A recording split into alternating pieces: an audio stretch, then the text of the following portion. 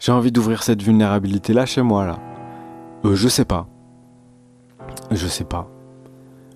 Je suis pas en train de te dire que je sais ce qu'il faut faire. Je suis en train d'ouvrir l'endroit où je sais pas. Je sais pas quoi faire de tout ça. Salut à toi et bienvenue dans ce podcast où je te partage en toute transparence mon expérience de papa Schrödinger. En effet, je vais très bientôt devenir papa pour la première fois de ma vie, ce qui fait que je ne suis pas papa, mais quand même un peu, mais pas encore tout à fait. Bref, je suis dans un moment charnière, à la fois bouillonnant, passionnant et déstabilisant. Dans cet épisode, j'aimerais aborder l'époque dans laquelle nous nous trouvons et la place de l'homme, de la femme, du père et de la mère dans des rôles qui ne sont plus si bien définis, qui se chevauchent les uns les autres et s'annulent entre eux.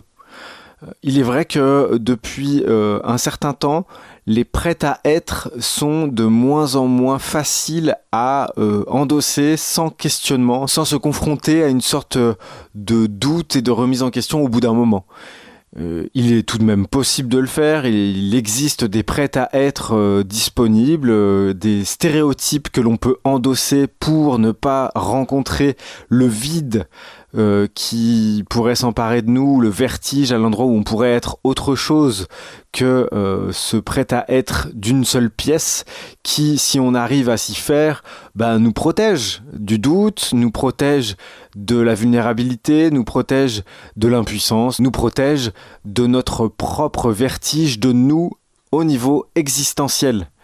Jusqu'à il y a peu de temps, pour être un homme, il fallait avoir certaines caractéristiques qui sont listables, il fallait parler peu, travailler, nourrir sa famille, donc être père c'était pratiquement la même chose qu'être un homme finalement.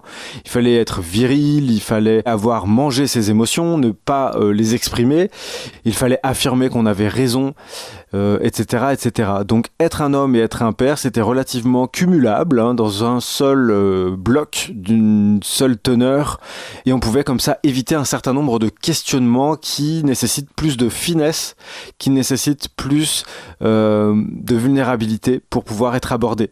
Donc pour être un homme, jusqu'à il y a pas longtemps, on pouvait endosser ça.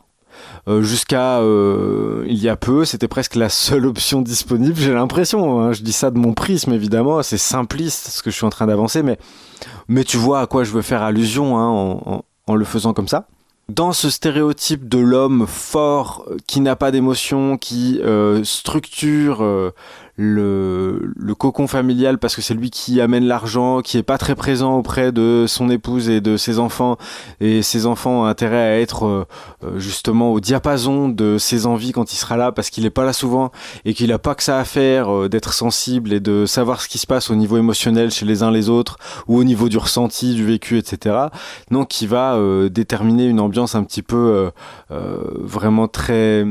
une ambiance tendue où tout le monde doit se tenir à carreau et où personne doit dire un mot plus haut que l'autre et laisser à cet homme le droit de jouir de sa suprématie et de sa position dominante au sein du foyer. Sorti de ce stéréotype-là, il y en a d'autres qui sont possibles aujourd'hui. C'est-à-dire qu'on peut endosser, par exemple, le costume de papa permissif, qui n'exerce aucune autorité, qui suit d'un côté ce que sa compagne lui dit ou son compagnon, et qui est copain avec son enfant, et c'est tout. Et du coup, il y a un problème de structure et puis l'enfant, il peut faire absolument ce qu'il veut, il peut mener ses parents par le bout du nez, son père en particulier, parce que son père refuse de rentrer dans un rapport de confrontation et donc du coup, il y a une absence de conflit, du moins en extérieur. Et donc on peut prendre aussi ce costume-là qui permet justement de contredire le premier costume qui date d'antan. Donc comme c'est un costume assez récent, eh bien si on veut s'assurer de ne pas être un père autoritaire, avec tout ce que ça a de rétrograde et de paternaliste, eh bien si on veut vraiment s'assurer de ça, et si on a peur d'être pris la main dans le sac en train de faire ça, eh bien on ne le fait plus du tout. Et donc du coup on renonce à toute forme de verticalité, y compris à l'intérieur de soi, et on se laisse aller au gré du vent, d'une certaine façon, on perd de sa structure, on perd de sa forme, on perd de sa colonne vertébrale, d'une certaine façon.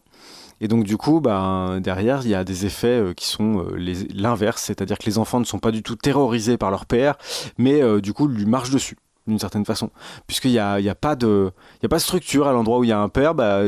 Il y a aussi comme une sorte de paillasson symbolique. Et du coup, j'esquisse des stéréotypes, hein. Donc du coup, effectivement, ce sont des clichés. Je pense que évidemment, quand on choisit l'une ou l'autre des formes, eh bien à l'intérieur il y a notre personnalité et les endroits où on est en contradiction avec le stéréotype qu'on a endossé, etc. Je sais que c'est plus complexe que ça, mais j'esquisse à grands traits, avec un gros pinceau, ce qui nous est proposé clé en main. C'est-à-dire que si jamais moi, qui ne sais pas comment être père, parce que je suis un papa Schrödinger, et à ce titre-là, je ne sais pas comment je vais être père du tout. Donc là, soit je me confronte à mon impuissance à savoir qui je vais être en tant que père, soit je me prépare à être une forme de père déjà disponible.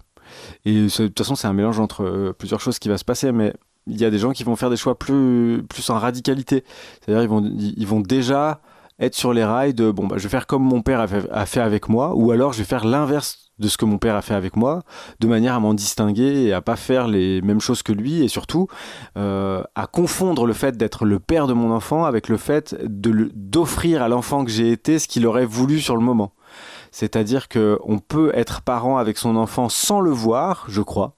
On peut ne pas rencontrer son enfant à l'endroit où on le prend pour nous au même âge, et où on agit avec lui comme s'il s'agissait de nous plus petits, et où on peut enfin se donner ce dont on avait besoin quand on était petit, au détriment du fait de rencontrer son enfant, puisqu'on lui colle les attributs de ce qui était notre réalité à une époque. Nos besoins, c'était ça, donc du coup on va lui donner en priorité ce dont on avait besoin à l'époque, et on peut passer complètement à côté, je crois, de la rencontre de son enfant en appliquant vraiment à la lettre cette contre-recette, en disant puisque on m'a éduqué de cette façon-là, je vais éduquer mon enfant à l'inverse.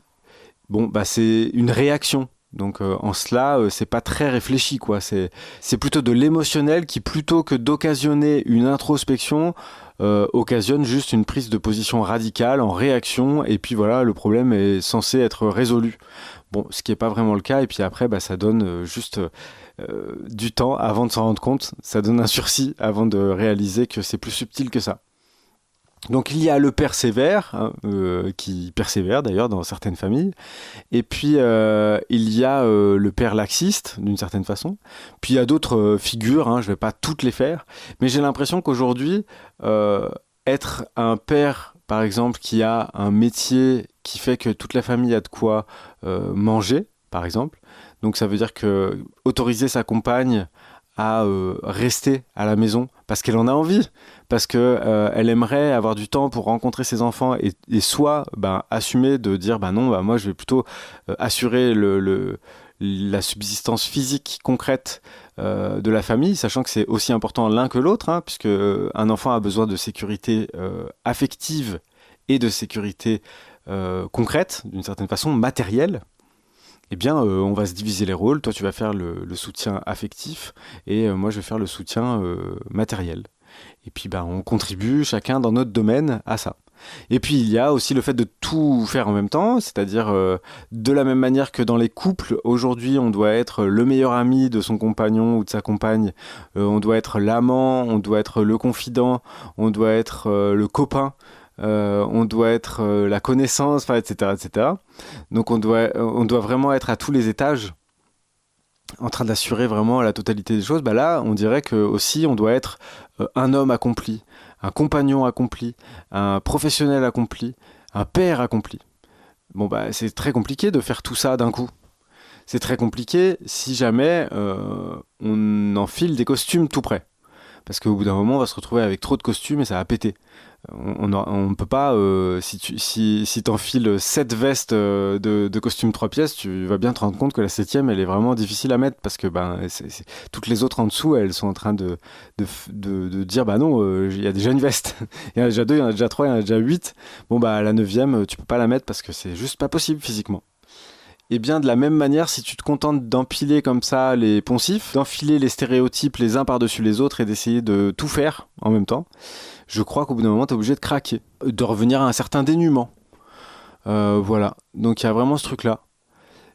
Et de la même façon, pour une femme, aujourd'hui, c'est vraiment difficile. C'est vraiment difficile de trouver sa place, voire peut-être encore un peu plus, parce que être femme au foyer, c'est... Voilà, hein, je l'ai dit, j'imagine que ça a fait ce parcours-là pour toi. C'est-à-dire que être femme au foyer, c'est rétrograde. Ça voudrait dire se laisser paterniser d'une certaine façon. Et donc, du coup, il faut travailler. Et puis d'ailleurs, concrètement, le fait qu'à une époque, un seul salaire suffisait pour faire vivre une famille entière, ça, c'est quand même un peu révolu. Enfin, j'ai l'impression. Pour la plupart des gens, c'est une obligation, c'est que les deux parents travaillent.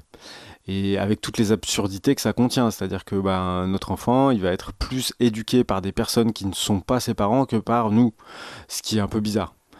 Donc j'ai pas de solution, hein. En disant ça, je dresse une sorte de portrait à grands coups de gros pinceaux pour essayer d'y voir plus clair moi-même en direct. Tu vois, j'exprime ce qui est là, mais je me dis c'est difficile, quoi.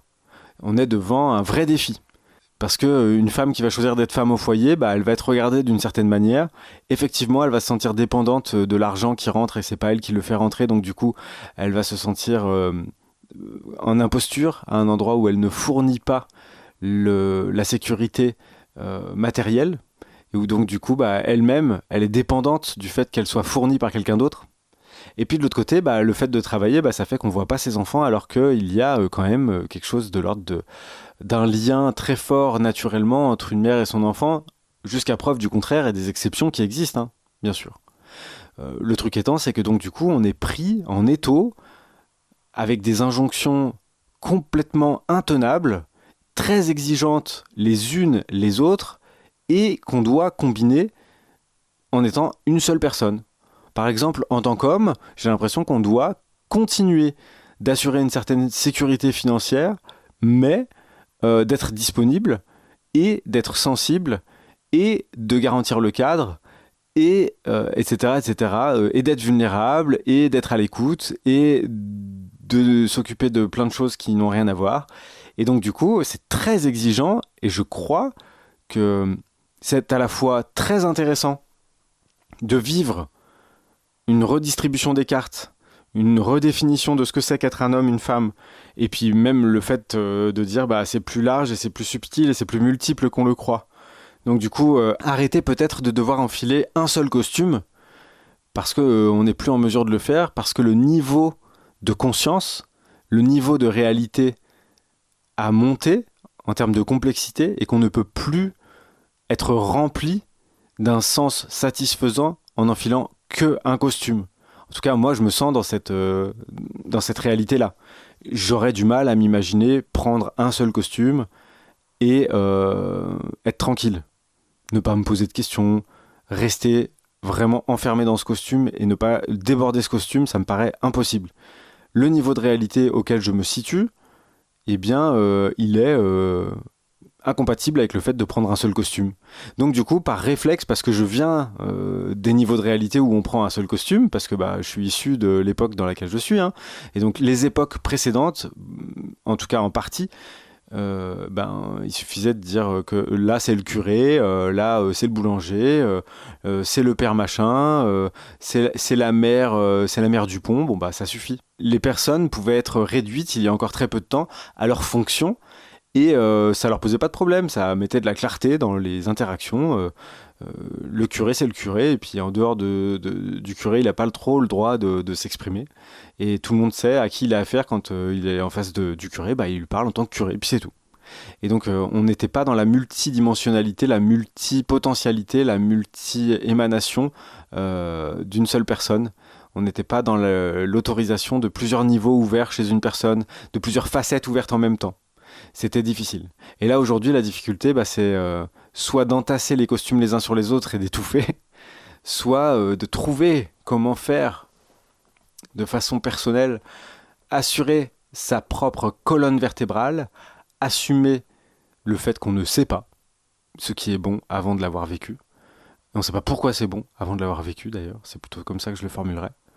Et juste ce que je vois, c'est que dans l'époque actuelle, tout est tellement mélangé, remis en question, redistribué, instable et brumeux, vaporeux, que je pense que tout le monde peut être habité par un sentiment d'échec, pour peu qu'il n'y prenne pas garde.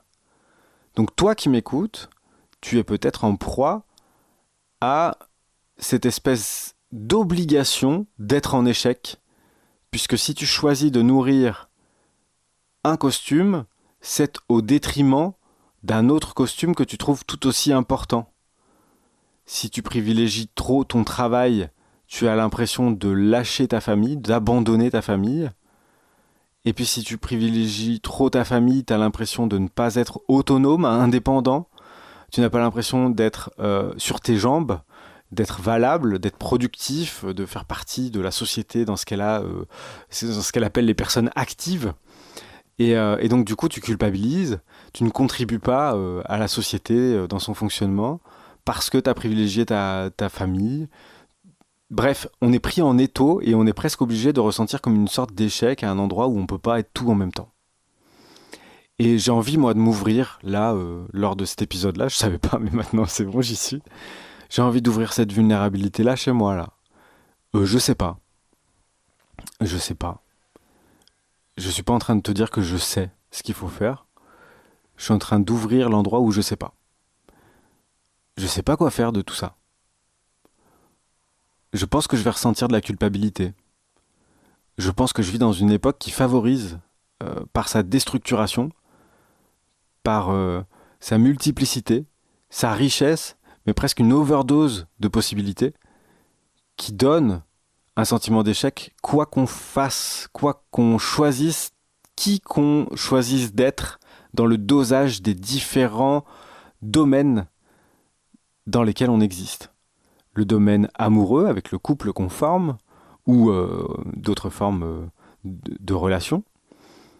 Le domaine amical, le domaine professionnel, etc., etc. Il est très compliqué d'être au maximum sur tous ces aspects en même temps. Il est très compliqué de se sentir compétent dans tous les domaines. C'est pour ça que ça me ramène à l'endroit où je suis compétent dans aucun domaine. Je suis quelqu'un, comme actuellement je suis un papa Schrödinger, je peux presque essentialiser cette figure pour m'amuser, hein. C'est pas pour dire, c'est pour remplacer le vide, c'est juste pour dire, tiens, la situation dans laquelle je me trouve de papa Schrödinger, donc je suis papa, mais je suis pas papa, je sais pas exactement comment je vais être père une fois que mon enfant sera là, mais je peux pas nier, si jamais mon enfant malheureusement venait à naître puis à mourir rapidement, ben, j'aurais été père quand même. Mais je l'aurais pas été. Enfin, il y a une sorte de chose bizarre à cet endroit-là. Et c'est cet endroit-là où je suis. C'est ça, papa Schrödinger. C'est et ça n'est pas en même temps. Et donc, c'est complètement absurde et stimulant et insoluble. C'est quelque chose de très intense, de très multiple et qui ne se structure jamais vraiment. Je sais pas, moi je vois une danse d'atomes qui prend jamais une forme définie. Il y a vraiment ce truc-là. C'est l'image sur laquelle je suis. Et bien en fait, j'ai l'impression que je touche, en étant en train de vivre ce passage-là, je touche le fait que c'est notre état presque naturel. On se persuade d'avoir des costumes solides pour éviter d'être en vulnérabilité de la façon dont je le suis là, dans cet épisode et dans d'autres, dans cette situation de papa Schrödinger, qui peut pas dire je sais ce que c'est d'être papa, et qui peut pas dire je ne le suis pas, et qui peut pas dire je le suis. Je n'en sais rien. J'expérimente quelque chose de très fort. J'expérimente quelque chose de très stimulant pour moi, de très ébullitionnant pour moi. Je sais que ça se dit pas, mais je l'utilise quand même. C'est tellement perturbant que je ne peux pas en faire quelque chose de défini, que je ne peux pas y donner une forme fixe et sûre, dont je saurais que c'est la meilleure forme qui soit. Non, je peux juste dire je ne sais pas. Je ne trouve de ressources et de calme nulle part. Je suis perpétuellement en train d'apprendre quelque chose que je ne sais pas. Et si jamais je cesse de voir la vie comme ça, c'est pour me rassurer, mais ça a pour effet de figer la vie, et la vie c'est le mouvement. Et comme peut-être pour me rassurer, je serais tenté de figer le mouvement, et à ce moment-là, je vais quand même, pour me calmer, créer quelque chose qui risque d'être une future explosion pour cause de stagnation trop grande, de figement trop important, trop long, trop total. Donc, je suis ce père permissif, je suis ce père autoritaire, je suis celui qui voudrait ramener l'argent à la maison pour que la famille ne manque de rien, je suis celui qui a envie de construire des choses de ses mains. Donc, alors que le reste du temps, je ne le suis pas du tout. Je suis celui qui a envie de m'exprimer sur le sujet de façon philosophique, psychologique. Je suis celui qui a envie d'avoir raison dans ce qu'il avance alors qu'il n'a même pas vécu les choses. Je suis celui qui a tort quoi qu'il dise, puisque de toute façon, j'ai pas l'expérience. Donc du coup, c'est présomptueux ce que je suis en train de faire. Je suis en train de dire des choses que je ne sais pas. Et donc du coup, je suis tout ça. Et il va falloir que je me contente d'être tout ça. Il y a des moments, il va y avoir des costumes qui vont me soulager pendant quelque temps. Ou peut-être pendant une période, j'aurais besoin d'enfiler le costume de celui qui est autoritaire, mais je ne serai pas perdu dedans. Je vais me voir en train de le mettre et je vais constater que c'est celui-ci que je choisis pour cette période-là. Et puis peut-être que je vais l'enlever durant 5 minutes et le remettre ensuite, parce que j'estime que c'est nécessaire. Et donc les costumes, plutôt que de les mettre tous ensemble, j'ai envie de pouvoir être quelqu'un qui est nu dans sa conscience de soi, la vulnérabilité que je suis en train d'assumer là tout de suite, et puis qui peut enfiler des costumes au fur et à mesure du besoin qu'il ressent et de la justesse qu'il ressent par rapport à la situation. Si je sens que c'est le costume du père à l'écoute qu'il faut que je mette, je vais le mettre. Si je sens que c'est un moment où je n'ai pas de structure, voilà, j'aurai le costume de celui qui ne peut pas être en conflit parce que c'est trop dur pour moi. Et ainsi de suite. Et je vais pouvoir essayer de prendre la responsabilité de ça au maximum. Et puis je pourrais pas le faire tout le temps. Etc. etc. Donc c'est avec de la douceur que j'ai envie de finir ça. La douceur du fait que c'est une mission impossible que d'être en vie sans ressentir l'imposture que cela constitue, puisque nous sommes tous à la fois juges et parties de ce qui nous arrive. Je suis dans l'expérience et je vois l'expérience avec du recul. Cet état premier détermine l'insatisfaction, l'envie de figer pour comprendre et l'impossibilité de le faire sans préparer une bombe à retardement pour plus tard. Et c'est ça qui est merveilleux, et c'est ça qui est impossible à dompter. Je vais cesser de vouloir dompter et je vais ouvrir au fait d'expérimenter, de vivre. Et c'est ça dont j'ai envie de me saisir et c'est ça que j'ai envie de transmettre pour cet épisode qui est sacrément décousu, mais qui j'espère aura été intéressant par certains aspects. En tout cas, je suis content de l'avoir partagé avec toi. Je te remercie de ton attention.